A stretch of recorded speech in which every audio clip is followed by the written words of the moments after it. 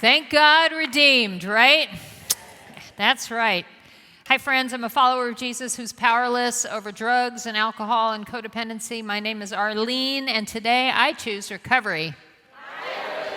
Hello, friends. You know, if you're new here today, if you have braved the weather to come out today, just want to give you a warm welcome and tell you that we're really, really glad you're here, because alone, none of us can recover from our addictions, afflictions, and compulsive behaviors. It can't happen, but together we do recover, right? Yeah. So we welcome you, and we need you, and we're really glad you're here, so I'm glad you're here. Also want to let you know that today is a little bit different thing than we usually do at this hour. Generally, around about now, we'll have someone give a testimony of their recovery journey, or we'll have a teaching on one of the 12 steps of recovery that we all read earlier on. Sometimes we have an evening with a panel of recovering people, of experts, right, who try to answer questions that you ask about a step. We call that the Ask It basket. Isn't that very clever, right? But tonight is different than all that. So hang in. Just know you're not alone. If you're new, just hang in there. We're together on this journey of recovery. So why is tonight different? Well, tomorrow, August 31st, aside from being my birthday, which it is, all cards and gifts and Facebook posts and texts and phone calls and even bad jokes about getting old are absolutely appreciated. Aside from all that, August 31st is National Overdose Awareness Day. You know, we may have a hurricane coming, Dorian, but there's a hurricane in our midst. And it's called drug addiction, and it's called overdose. And we're fighting that hurricane all the time. And then a month of September following is National Recovery Month. Now, each year here at Choose Recovery, we've had an overdose awareness event in this room. It's always been a moving time every year. And then we've reminded people throughout September that it's National Recovery Month. But here's the deal. This year, as the leadership team for Choose Recovery met and pondered how to recognize these dates, it occurred to us that we're already all too aware of drug addiction. Can you say yeah? We're all too aware of overdose. And we're extremely aware also, luckily, of recovery, because that's what we do. We're aware of these things. In fact, that's why we gather here on Friday, right? In fact, tonight I want to do something to prove the fact of how aware we are. And please participate, if you would, in this. When I speak something that applies to you, I'm just going to ask you to stand up. First, will you please stand if you know someone who has died of an overdose or of a drug or alcohol addiction or related thing? Please stand and remain standing. We are all too aware. We're all too aware. Remain standing if you would. Next, would you please stand if you know someone who's still struggling with active addiction? If you know somebody who is still struggling with active addiction, stand up. We're all too aware. And lastly, if you yourself, or if you know anyone who's in active recovery from addiction of any kind, who has found a clean and sober life, please stand. If you know anybody who's in recovery. I want you guys to look around. Look around. We're aware. We're all too aware of addiction and overdose and recovery. We don't need to be more aware. We're aware. You may be seated. We're aware because we're here participating in a program tonight about recovery. But here's the deal. It also occurred to the leadership team here at Choose Recovery that there are so many people who are not here tonight. Not just the people who regularly come, who didn't come maybe because they were afraid of a hurricane. I'm talking about people who maybe ought to be here, and they're just not here. In fact, it occurred to us that there are over 1,000 people who attend church right here on Saturday and Sunday, right here at Grace Church, who are not here tonight. And it occurred to us that we need to make them aware To go outside of where we are right now, we need to go outside of this room and let others know that hope is possible, that recovery is possible. Because people outside of this room who have never been inside of a recovery program, they're struggling with deaths. They're struggling with active addiction in their midst, I guarantee you. And they may be helpless. They may not know that there is hope. Because here are the facts. Let me give them to you. Right now, over 2 million people are addicted to opioid drugs in our country. Over 70,000 people will die of drug overdose this year. The facts are that over 6% of Americans are addicted to alcohol, and over 80,000 people will die in alcohol-related death this year.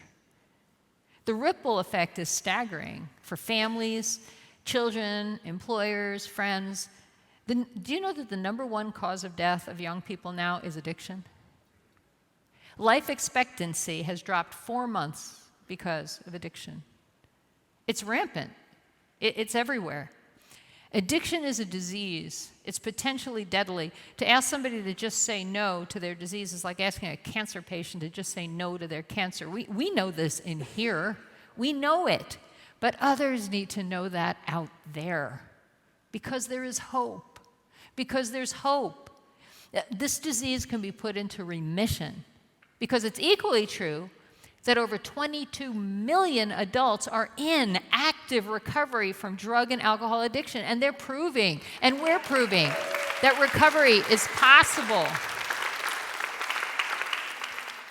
You know, of course, here at Grace Church, here at Choose Recovery, we're fighting the war. We fight the war all the time on addictions, afflictions, and compulsive behaviors. Every Friday night we do that here. Every Monday night at the Central Campus of Grace Church in Fort Myers, we do that. We remind people that they are not alone. We suffer from a disease. Recovery is possible. And then all over the world and all over the campuses, every campus, all 4 campuses of Grace Church, in fact, other programs like Alcoholics Anonymous, Cocaine Anonymous, Narcotics Anonymous, Al-Anon, Nar-Anon, to just name a few, we're all linking arms together to eradicate the disease and the fallout from it.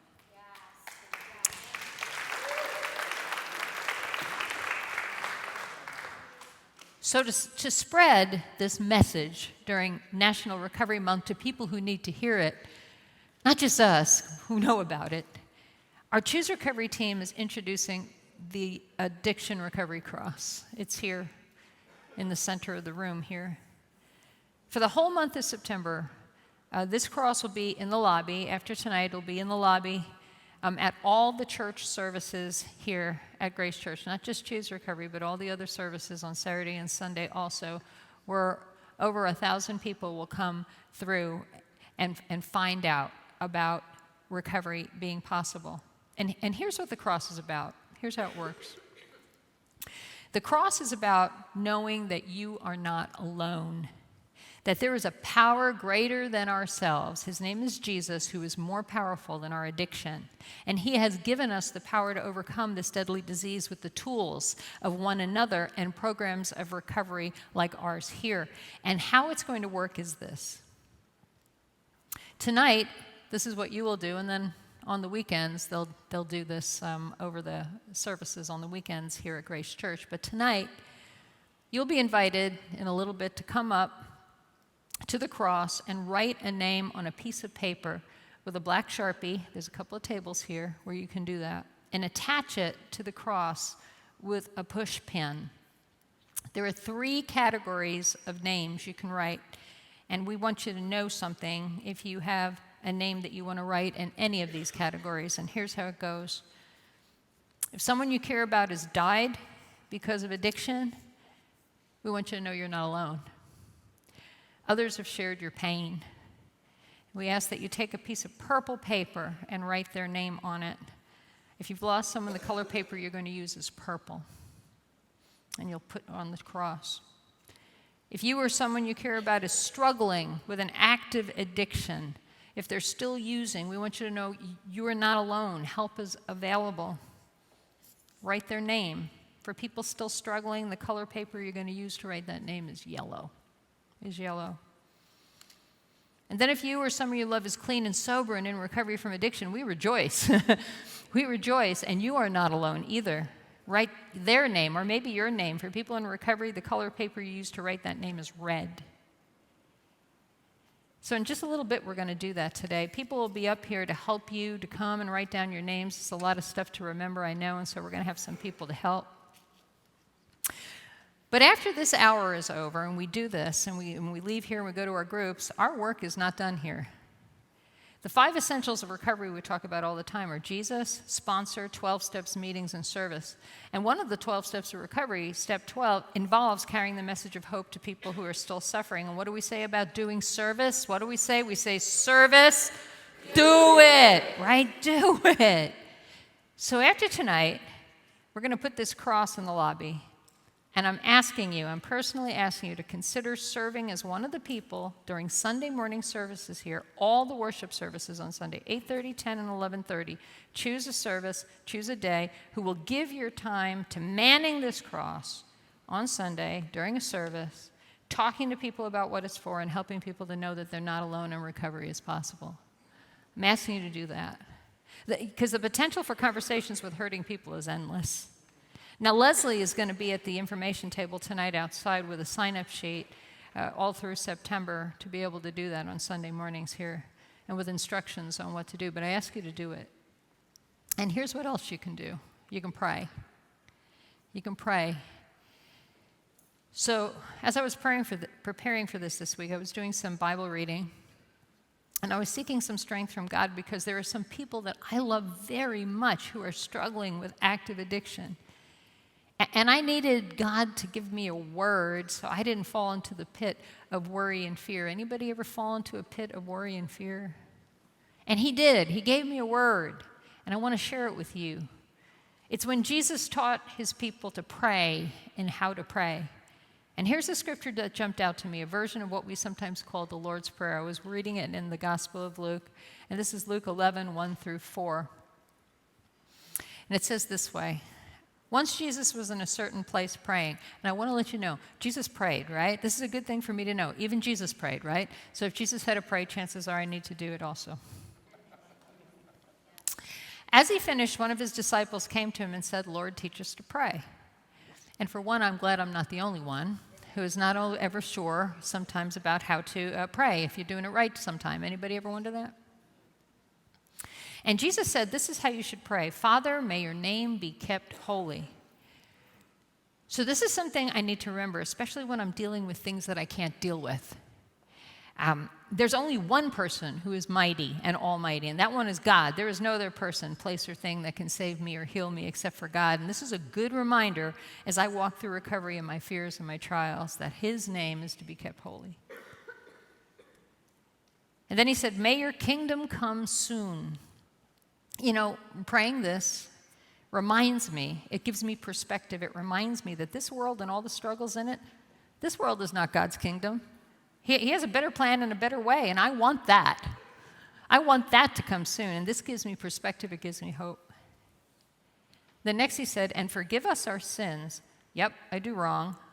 God, I need you to have mercy on me because I do wrong. As we forgive those who sin against us. And so when I say this, see, this is me asking God to help place the same mercy he has given me in my heart to others who are doing wrong. I'm asking him to give me the same mercy that he has for me that I can have for others. Then it's give us each day the food we need. That's the next part of the prayer. There is so much food I need. I'm just telling you, I need spiritual food. I need emotional food. I need physical food. I need relational food. Please feed me today, God. Please feed me. Thank you for what you've given me already, but I sure could use some food. Can anybody say yeah? And lead us not into temptation. And lead us not into temptation. So here's the rub. As they say. Here's the rub of this prayer. It's what I need to know the most when I'm struggling with addictions, afflictions, and compulsive behaviors. It's what I need most even here in recovery. It's what keeps people sick and suffering, including me. And here's what it is. This is what I need to hear. Don't give in to temptation. Don't give in to temptation.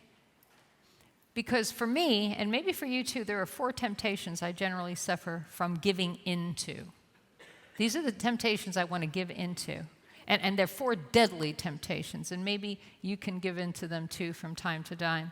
And we're asking God to deliver us from them. So get a pen, fill this in your worship folders. First temptation is the temptation to despair. The temptation to despair. You know what despair says? Despair says, it's never going to get any better. It's hopeless. All I can do is worry and fear because I'm helpless against it. I might as well give up.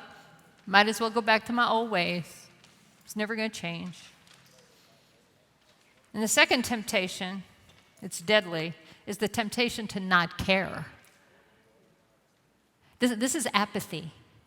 I can suffer from this sometimes, a hardness of heart and when we get hardened of our heart, it blocks out the sunlight of the Spirit. Even though it protects us from pain, it blocks us from God. And here's the third temptation, deadly, the temptation of complacency. Of complacency. This says, when I'm complacent, it says, hey, nothing else I need to do to recover for myself or for anyone else. All's good around here, so peace out. And that's what happens. Peace out, right? Don't have to do nothing else. And here's the fourth deadly temptation that we need God's help with, is the temptation of self-sufficiency. The temptation of self-sufficiency. You know what that says? Self-sufficiency says, I got this. I don't need anyone else. I don't need people. I don't need outside information. I don't need accountability. I know what I'm doing. Leave me to it. So I want to invite the band to come back up right now, because as we consider Overdose Awareness Day and National Recovery Month, I want us to remember to pray to God as Jesus said, to deliver us from giving in to these temptations. Because Jesus is here. He's holding out his hand. He's telling us, I will deliver you from these. He says, keep knocking on the door of heaven. He said, I will answer you. He says, never stop praying. Never stop having hope. Never stop caring about yourself. Never stop caring about others. Never stop growing. Never stop relying on me. That's what Jesus is saying. See, recovery is possible with one another in Jesus if we don't despair, if we don't not care, if we don't get complacent, if we're not self-sufficient. So in a second, as the band plays, I'm going to invite you to the cross. Prepare to come. Write your names. Red is for people who are in recovery. Yellow are for people who are still suffering. In other words, who are still using. You might be suffering, but if you're clean and sober, you're red. Okay? It's better than yellow, right? And then purple is for people who we've lost to this disease. And if you need someone to pray with you, just raise your hand after you come and put your name on the cross. Come to the altar and pray, because, prayer is powerful. When we pray, it connects us to God. It's how we fight our battles. It's how Jesus breaks the chains of our addictions. And up here, we have a ton of these bracelets. We've got brand new Choose Recovery bracelets up here, and there's a lot of them. We literally have thousands of them. So I want you to take a handful of them, and I want you to give them away. Don't just take them for yourself to wear it. Take them and give them away. Tell people that there's hope. Spread the word. So I invite you to come to the cross and remain to pray. Remember, red is if you're in recovery, or the person. Yellow, somebody who's still using. Purple, if somebody has passed away. Come on up.